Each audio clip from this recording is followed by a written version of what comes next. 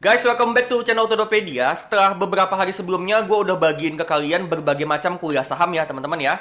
Nah, di video kali ini, gue bakalan bagiin ke kalian portofolio saham untuk dividen investing dengan budget di bawah 1 juta, teman-teman. Nah, jadi ini adalah portofolio saham untuk teman-teman yang income bersihnya itu di bawah 1 juta. Ya, jadi teman-teman yang income bersihnya di bawah 1 juta, teman-teman pantengin video ini sampai habis karena di sini gue akan bagiin ke kalian portofolio saham yang mungkin cocok buat kalian. Di sini gue bakalan jelasin ya saham-sahamnya itu apa aja dan kenapa gue pilih saham-saham ini. Ya, nah ini portofolio saham untuk dividen investing untuk jangka panjang untuk teman-teman yang budget investasi bulanannya itu di bawah 1 juta. Gitu ya. Jadi pastiin teman-teman tonton video ini dan jangan lupa subscribe channel Todopedia dan tekan lonceng notifikasi supaya teman-teman terus up to date sama channel Todopedia. Oke, kalau gitu langsung aja ya teman-teman ya, kita bahas portofolio saham dividen investing dengan budget di bawah 1 juta per bulan. Gitu ya. Nah, kita langsung masuk ke saham yang pertama. Sebenarnya sahamnya ini nggak banyak teman-teman ya. Cuman 4 saham aja. Saham yang pertama itu adalah saham perbankan besar Bank Mandiri, BMRI. Ya.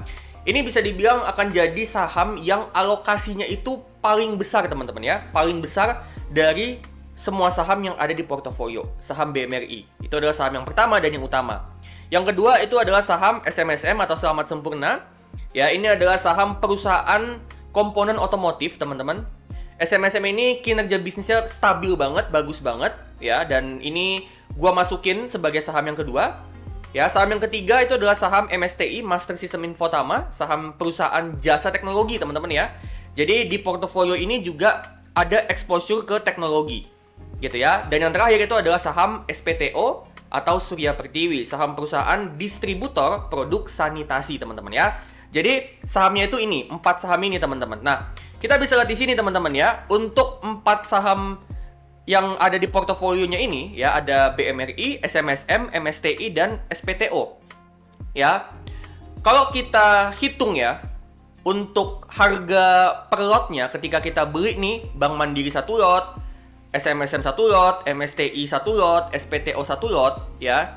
Kita totalin semuanya, ya, itu total investasi untuk 1 lot, untuk setiap saham itu ditotalin 849.000. Ya, artinya dengan budget 1 juta, ya, teman-teman udah bisa dapat setidaknya itu Bank Mandiri 1 lot, SMSM 1 lot, MSTI 1 lot, dan SPTO 1 lot. Gitu ya, 849.000 totalnya. Nah, kalau misalnya teman-teman pengen ya udah ngepasin aja 1 juta lah gitu ya. Nah, mungkin kayak MSTI-nya mungkin bisa ditambah 1 lot jadi 2 lot gitu ya. Atau SPTO-nya mungkin teman-teman ditambah jadi mungkin sekitar 3 lot gitu ya. Teman-teman bisa customize lagi ya. Tapi ini adalah 4 saham untuk budget investasi 1 juta per bulan atau di bawahnya. Ya, total per bulan teman-teman perlu untuk investasiin minimal 849.000.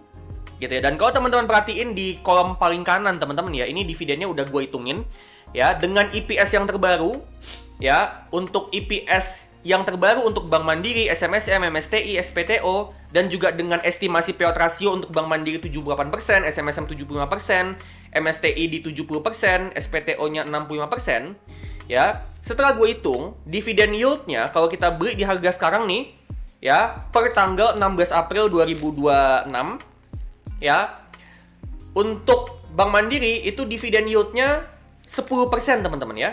Sekitar 10% dividen yield tahunannya. Ya, 10%. Untuk SMSM itu 8%, MSTI itu 8% ya.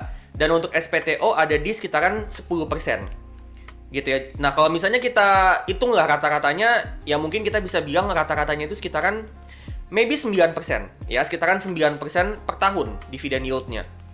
Ya, itu belum termasuk capital gain. Ya, dimana dengan 4 emiten ini dia payout rasionya sekitaran 65-80%-an, artinya mereka masih nyisihin laba nih yang nantinya bisa dipakai untuk ekspansi bisnis. Jadi, ya gue ngeliat kalau 4 saham ini, Bank Mandiri, SMSM, Master System, SPTO, ya selain dia bisa kasih kita dividen dengan yield yang gede, gue ngeliat masih ada potensi pertumbuhan bisnis yang mana itu bisa mendorong kenaikan harga saham dan itu bisa kasih kita capital gain. Gitu ya. Jadi ada kombinasi antara dividend yield dan juga capital gain. Gitu ya. Jadi ini adalah portofolio 4 saham ya yang bisa jadi ide investasi kalian untuk teman-teman yang budget investasi bulanannya itu 1 juta atau di bawahnya. Gitu ya. Tinggal nanti kalian bangun habit aja investasi setiap bulan. Gitu. Karena kan yang penting itu kan habitnya dulu. Gitu ya. Ini sahamnya ya, saham-sahamnya udah gua kasih nih, kurang lebih ya kayak gini sahamnya gitu ya. Ide portofolionya, ide sahamnya udah gua kasih. Ya teman-teman tinggal pertimbangin aja kalian mau eksekusi apa enggak. Kalau misalnya kalian mau eksekusi, ya teman-teman tinggal bangun habit setiap bulan. Gitu ya, investasi di 4 saham ini. Atau misalnya mungkin kalian punya portofolio sendiri, ya silahkan kalian investasi di porto saham-saham yang jadi pilihan kalian. Gitu ya. Nah, tapi teman-teman coba deh bangun habit dulu minimal. Ya karena kalau misalnya untuk teman-teman yang budgetnya 1 juta per bulan atau ke bawah, itu ya memang perlu untuk bangun habit gitu ya. Dan kalau kita coba review teman-teman ya untuk saham-sahamnya ya, Bank Mandiri atau BMRI ini ya kita nggak usah ragukan lagi teman-teman ya. Ini perbankan besar yang bagus banget kinerja bisnisnya, pertumbuhannya cukup konsisten, NPL-nya kecil banget, bahkan bisa dibilang yang paling kecil se-Indonesia gitu ya. Jadi dia mampu menjaga kualitas aset teman-teman ya. Dan juga Bank Mandiri ini bisnisnya itu profitability-nya bagus. Return on equity-nya itu sampai 20%. Ya, return on equity ini bicara soal kemampuan perusahaan dalam muterin modalnya. Ya, kalau Bank Mandiri return on equity 20% artinya dari modal yang dia punya, dari modal yang diinvestasiin, itu dia bisa generate 20% profit. Gitu ya. Jadi dia punya kemampuan untuk investasiin modalnya. Dia punya kemampuan untuk muterin modalnya untuk menghasilkan profit yang gede. Ya, dari modal yang diinvestasiin dia bisa hasilin 20%. Gitu ya. Jadi Bank Mandiri ini perbankan yang stabil, konsisten bertumbuh. Gitu ya. Dan dividennya juga menarik, sekitaran 10%. Yang kedua ada SMSM, ini juga wonderful company teman-teman ya. Dia bagi dividen 3-4 kali dalam setahun. Ya, jadi teman-teman bisa dapat cash flow rutin teman-teman. Ya, utangnya juga minim. Ya, dia cash-nya itu lebih gede daripada utangnya. Bahkan kalau kita totalin liabilities-nya semuanya itu bahkan masih lebih kecil daripada cash-nya doang. Jadi dia cash-nya tuh gede, ya, cash flow-nya juga positif, dan manajemennya itu juga masih terus ningkatin produktivitas dari produksinya. Gitu ya, kemampuan kapasitas produksinya itu masih ditingkatkan. Ya, itu yang dimaksud dengan produktivitas. Dan juga produksinya itu juga mereka itu masih mengusahakan supaya produksinya itu lebih efisien. Gitu ya. Jadi mereka masih ngeluarin capital expenditure atau capex untuk meningkatkan kapasitas produksi dan juga ngebuat produksinya, proses produksinya itu jadi semakin efisien. Gitu ya. Jadi manajemennya secara overall masih terus berusaha untuk ngembangin bisnis supaya kedepannya pendapatan dan labanya bisa semakin gede. Ya, terus untuk MSTI, Master System Infotama, nah ini adalah exposure ke sektor teknologi, proxy to tech teman-teman ya, proxy to tech, exposure ke sektor teknologi. Ya, jadi di portofolio kita itu juga ada exposure ke sektor teknologi ya lewat MSTI, di mana MSTI ini adalah bisnis jasa teknologi, gitu ya. Nah, bicara soal jasa teknologi, itu gue ngeliatnya ke depannya masih ada potensi growth. Seiring dengan pertumbuhan ekonomi, seiring dengan perkembangan teknologi. Gitu ya, jadi seiring dengan ekonomi masih bertumbuh, teknologi juga masih terus berkembang, tentu ke depannya demand untuk jasa teknologi, demand untuk transformasi digital, ya itu masih bisa meningkat teman-teman, masih bisa bertumbuh ke depannya. Ya, dan itu kan marketnya si Master System gitu loh. Dia kan itu kan jasanya si Master System. Ya. Jadi dengan kedepannya nih demand untuk jasa teknologi, demand untuk jasa transformasi digital itu masih terus bertumbuh, terus meningkat. Tentu jasanya MSTI ini demand-nya juga masih akan terus meningkat, terutama untuk klien-klien di sektor perbankan dan jasa keuangan. Karena Master System itu memang paling banyak itu kliennya itu di sektor perbankan. Gitu ya, di sektor perbankan, jasa keuangan. Nah, logikanya kalau perbankan itu bertumbuh, ya seiring dengan ekonomi bertumbuh kan perbankan bertumbuh. Ya, seiring dengan perbankan itu bertumbuh, ya, tentu mereka itu juga akan ngeluarin anggaran yang semakin gede dong untuk capex atau capital expenditure untuk ngembangin IT, untuk ngembangin teknologi.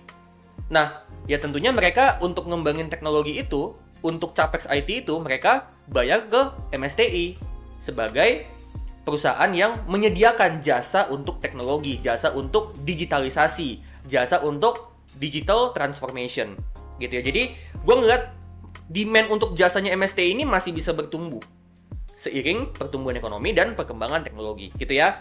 Dan untuk SPTO, nah SPTO ini perusahaan distributor produk sanitasi, teman-teman ya. Kayak kloset, wastafel, gitu ya. Yang mana itu produk yang hampir selalu dibutuhkan masyarakat. Yes, permintaan mungkin bisa naik turun, ya. Itu bisa terjadi, teman-teman, seiring dengan industri properti yang juga bisa naik turun, gitu ya. Tapi gue ngeliat karena produk sanitasi ini ya bisa dibilang kebutuhan masyarakat, gue ngeliat ya hampir akan selalu dibutuhkan. Jadi bisa dibilang kalau menurut gue pribadi, bisnisnya SPTO ini bisnis yang lumayan defensif, gitu ya. Dan memang terbukti bisnisnya itu pendapatannya, pertumbuhannya cukup stabil, labanya juga pertumbuhannya lumayan stabil, utangnya juga sedikit, dan dia juga bisnisnya itu rutin generate cash flow. Jadi bukan cuma dia generate profit, laba, tapi dia juga generate cash flow, gitu ya. Jadi SPTO ini perusahaan yang menurut gue kedepannya jangka panjang ini cukup stabil, dan juga dividennya, ya dividennya yang tadi sekitaran 10% itu juga menurut gue akan cukup stabil, dan bukan nggak mungkin ya seiring dengan bisnisnya masih bertumbuh dan memang manajemennya itu masih ngembangin bisnis ya teman-teman. Ya manajemennya itu masih ningkatin kapasitas produksi dengan bangun pabrik gitu ya. Dia juga masih mencoba untuk ningkatin penjualan dengan bangun showroom ya. Di tahun 2025 dia ada bangun showroom baru, dia ada bangun kantor baru gitu ya. Terus dia juga ada ningkatin kapasitas produksi ya. Gue ngeliat si SPTO ini kedepannya masih ada potensi pertumbuhan juga gitu ya, meskipun mungkin nggak terlalu kenceng banget gitu ya. Jadi 4 saham ini teman-teman yang jadi pilihan untuk portofolio 4 saham untuk dividen investing dengan budget 1 juta per bulan atau di bawahnya. Nah, portofolio kita yang isinya 4 saham ini teman-teman, kalau kita masukkan ke dalam kalender dividen bulanan, kita bisa lihat di sini bahwa kita itu bisa dapat dividen setiap tahunnya itu di bulan Januari, di mana di Januari itu Bank Mandiri bagi dividen interim ya. Terus di bulan April atau Mei, di mana Bank Mandiri bagiin dividen final ya. Biasanya Bank Mandiri ini bagi dividen biasanya tuh di bulan April, tapi tahun ini hampir pasti di bulan Mei teman-teman ya. Jadi kadang-kadang bisa geser-geser gitu ya, tapi untuk Bank Mandiri tuh biasanya bagi dividen di April, makanya gue taruh di April ya. Jadi April itu Bank Mandiri bagi dividen final ya. Terus di bulan Juni teman-teman juga dapat dividen ya dari SMSM, dari Master System MSTI, dan juga dari SPTO gitu ya. Terus teman-teman juga dapat dividen di Agustus dari dividennya SMSM ya. Teman-teman dapat lagi dividen dari SMSM di bulan September, dapat lagi dividen dari SMSM di bulan November, dan untuk bulan Desember itu ada dividen interim dari MSTI dan juga SPTO ya. Jadi dari total itu setahun itu 12 bulan ya, dari 12 7 bulan diantaranya itu teman-teman bisa dapat dividen ya. Dan teman-teman bisa dapat dividen itu beruntun teman-teman dari bulan November, Desember, terus lanjut ke Januari gitu ya. Nah jadi buat teman-teman nih yang mau pakai strategi dividen compounding, di mana teman-teman dividen yang kalian terima itu kalian reinvestasi ke saham-saham yang bagi dividen di 2-3 bulan setelahnya ya, itu juga memungkinkan dengan portofolio ini ya. Misalnya gini, dari dividen Mandiri ya di bulan Januari teman-teman investasiin lagi ke saham Bank Mandiri lagi, ke BMRI lagi, supaya nanti di bulan April dividennya makin gede ya. Nah nanti dividennya Bank Mandiri di bulan April nih yang nominalnya udah makin gede ya, teman-teman reinvestasi lagi ke saham SMSM misalnya ya. Jadi lotnya SMSM itu makin banyak, dividen dari SMSM pun jadi makin gede gitu ya. Dan gitu juga seterusnya teman-teman ya. Dividen dari SMSM mungkin teman-teman bisa reinvestasi ke saham MSTI misalnya, supaya di bulan Desember nanti MSTI itu dia bagi dividen dengan nominal yang lebih gede, jadi teman-teman dapat dividen yang lebih gede. Dan gitu juga seterusnya ya. Jadi teman-teman bisa dapat dividen itu dari setahun 12 bulan, itu teman-teman bisa dapat dividen di 7 bulan. Ya, 7 bulan diantaranya teman-teman bisa dapat dividen, yaitu di Januari, di April, di Juni, Agustus, September, November, dan juga Desember. Nah, gue juga mau kasih beberapa notes untuk portofolio ini. Nah, jadi strategi yang cocok untuk portofolio ini itu adalah strategi passive investing. Ya, jadi strateginya adalah investasi sepasif mungkin. Kita fokus dulu ngebangun sumber pasif income. Nggak usah terlalu banyak mantengin bursa. Ya, investasinya sepasif mungkin. Dan kita bangun habit dulu di awal, kita dollar cost averaging atau DCA dulu di awal, sambil kita itu memperbesar earnings power. Karena earnings power itu yang paling penting sebenarnya. Itu lebih penting daripada kita mulai investasi. Memperbesar earnings power itu jauh lebih penting daripada mulai investasi. Ya. Dan ketika teman-teman budget investasi bulanannya itu cuma 1 juta per bulan, ya, itu sebenarnya teman-teman itu harus banget memperbesar earnings power. Antara teman-teman memperbesar kalian punya pendapatan setiap bulan, ya, kalian perbanyak sumber income, kalian mungkin perdalam skill supaya kalian itu dibayar lebih mahal, gitu ya. Atau teman-teman semakin efisien pengeluaran setiap bulan, ya. Jadi antara kalian memperbesar penghasilan bulanan atau memperkecil atau semakin efisien dari segi pengeluaran, gitu ya. Itu sebenarnya yang lebih penting teman-teman daripada investasinya, gitu ya. Makanya gini, gua itu set strateginya untuk portofolio ini itu adalah passive investing supaya teman-teman itu fokus dulu, ya. Kalian konsentrasi fokus dulu untuk memperbesar earnings power. Kalian coba memperbanyak dulu sumber penghasilan kalian. Kalau misalnya selama ini teman-teman cuman punya satu pekerjaan, terus teman-teman mulai invest di saham, dan budget investasi kalian itu 1 juta per bulan atau di bawahnya, maka teman-teman perlu untuk punya satu sumber income lagi. Menurut gua, sumber income itu minimal 3. Minimal 3, teman-teman.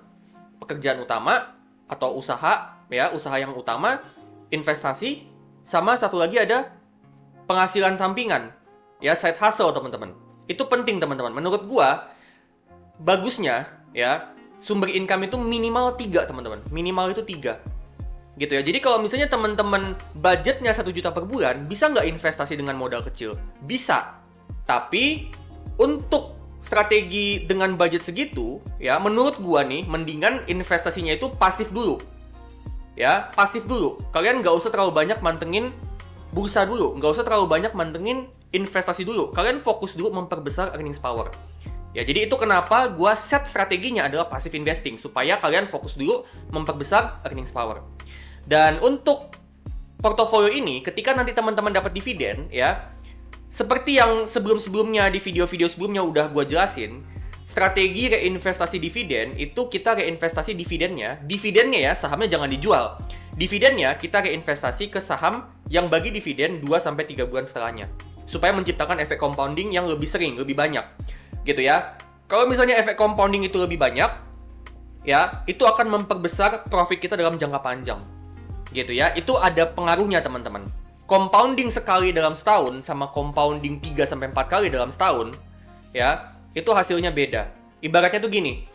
Coba teman-teman nanti hitung deh pakai kalkulator investasi, ya, 12% per tahun, ya, sama 1% per bulan, itu pasti outputnya beda. Ya, nanti teman-teman coba simulasiin deh di kalkulator investasi. 12% per tahun sama 1% per bulan, ya. Meskipun 1% per bulan kali 12 itu ya sama dengan 12%, tapi sebenarnya hasilnya beda karena ada efek compounding yang lebih sering. Gitu ya. Nah, efek compounding yang lebih sering itulah yang gua masukkan ke dalam strategi ini. Jadi kita reinvestasi dividen ke saham yang bagi dividen 2-3 bulan setelahnya, supaya menciptakan efek compounding yang lebih sering, lebih banyak. Gitu ya. Dan teman-teman untuk strategi ini kalian fokus jangka panjang, karena kalau tadi teman-teman perhatiin pilihan sahamnya itu sebenarnya sama sekali bukan untuk jangka pendek. Ya, teman-teman bisa tahu sendiri bahwa saham-saham seperti SPTO, ya, itu kan likuiditasnya kurang banget ya. SPTO itu likuiditasnya kurang, teman-teman. Ya. Jadi untuk saham-saham yang likuiditasnya kurang, itu teman-teman sebaiknya fokusnya jangka panjang. Kalau untuk jangka pendek udah pasti jelek. Saham-saham yang likuiditasnya kurang bagus kayak SPTO itu dalam jangka pendek udah pasti jelek. Tapi kalau dalam jangka panjang, ya, gue yakin pada akhirnya itu akan dibawa naik sama pertumbuhan bisnis. Nah, tinggal kita lihat nanti pertumbuhan bisnisnya kayak gimana. Nah, cuman sejauh ini untuk SPTO pertumbuhan bisnisnya tuh masih terus bertumbuh. Gitu ya. Dan tentunya kalau kita bicara tentang portofolio investasi, ya, tentunya ada potensi resiko, teman-teman ya. Jadi di sini gue nggak hanya ngomong manis-manis gitu ya, tapi ada potensi resiko di mana perlambatan ekonomi itu bisa menghambat pertumbuhan bisnis dari perbankan, teknologi, dan juga produk rumah tangga. Contohnya kayak produk sanitasi miliknya SPTO. Gitu ya. Jadi portofolio ini ya, yang isinya 4 saham ini, itu tetap ada potensi di mana perlambatan ekonomi ini akan jadi skenario bearish untuk porto ini. Gitu ya, itu akan jadi skenario bearish untuk porto ini. Jadi teman-teman tetap harus perhatiin ya potensi resikonya. Yes, memang tadi gue bilang di awal passive investing gitu ya. Tapi teman-teman juga mesti memahami bahwa ya resiko itu tetap ada. Gitu ya. Oke, so ini dia ya, portofolio dividen investing dengan budget di bawah 1 juta. Ya, nah sebagai alternatif ada satu portofolio lagi yang juga bisa teman-teman pertimbangin kalau misalnya kalian mau dividen investing dengan budget di bawah 1 juta. Portonya itu kayak gini teman-teman ya, BMRI, BBRI, dan juga SMSM. Ya, ini sahamnya lebih sedikit, cuma 3 saham dan lebih terkonsentrasi ke sektor perbankan. Ya, jadi buat teman-teman yang pengen megang saham itu lebih sedikit ya, teman-teman bisa pertimbangin untuk susun portofolio kalian dengan portofolio alternatif ya, Bank Mandiri, Bank BRI, dan juga SMSM, dan lebih terkonsentrasi ke sektor perbankan. Atau misalnya kalian pengen beli, ya udah beli 2 saham perbankan besar aja, BMRI sama BBRI, fokus aja di sektor perbankan dulu. Nah, itu juga silahkan aja. Ya, jadi portofolio yang seperti ini ya, selebihnya silakan teman-teman tentukan sendiri saham-saham mana aja yang mau teman-teman masukin ke dalam portofolio kalian dan portofolio seperti apa yang mau kalian bangun. Oke teman-teman, so itu dia ya portofolio saham untuk dividen investing dengan budget di bawah 1 juta ya, untuk low budget. Nah, kalau misalnya kalian suka sama video ini, teman-teman bisa klik like, bagiin video ini ke teman-teman kalian, dan teman-teman bisa scan QR yang ada di bagian bawah untuk kasih support ke Todopedia supaya kedepannya gue makin semangat untuk bikin konten-konten yang terbaik buat kalian. Disclaimer ya teman-teman ya, ini bukan ajakan untuk jual beli saham apapun. Ya, jadi keputusan investasi itu 100% ada di tangan kalian masing-masing. Ya, di sini gue memang share portofolio saham, ya, tapi itu sifatnya cuman ide portofolio, ya. Keputusan investasi, keputusan beli atau enggak, keputusan beli ataupun jual, itu sepenuhnya ada di tangan kalian masing-masing dan tetap lakukan analisa mandiri, do your own research, oke? Kalau gitu, gua pamit dulu dan sampai ketemu di video selanjutnya.